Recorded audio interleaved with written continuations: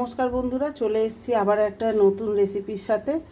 এই গরমে ঠান্ডা কিছু খেতে মন চাইলে তাহলে আপনারা এই রেসিপিটা একবার বাড়িতে বানিয়ে দেখতে পারেন। আঙুরের শরবত গরমের দিনে খুব টেস্টি হয় আর শরীরের পক্ষেও খুব ভালো।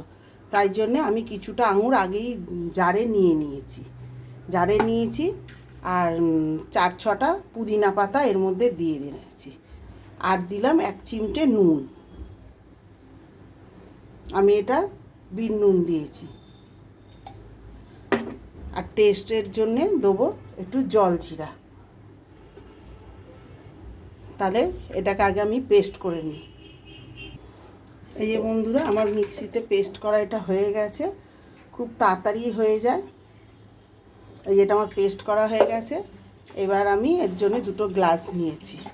2 গ্লাসের মধ্যে আমি 2 কুচি করে আইস দিয়ে দিলাম।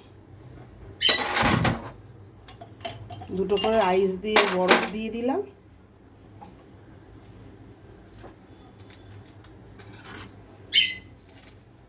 এরপরে একটু করে জল জিরা দিয়ে দেবো।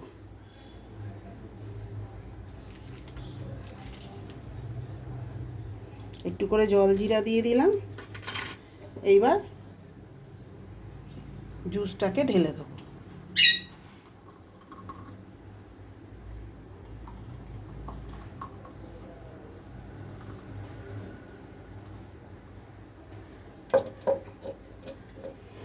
এটাকে বন্ধুরা কেউ চাইলে শুধু প্লেন জল দিয়েও খেতে পারে, আবার সোডা বা স্প্রাইট, আমি যেরকম স্প্রাইট নিয়েছি একটা, স্প্রাইট দিয়েও খেতে পারে, আরও টেস্টি হয়।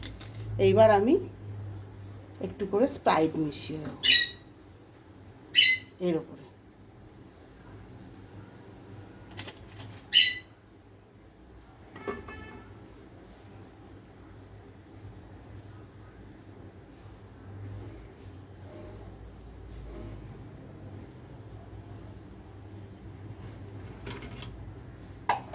তাহলে কত তাড়াতাড়ি আমার আঙুরের শরবতটা তৈরি হয়ে গেল বন্ধুরা।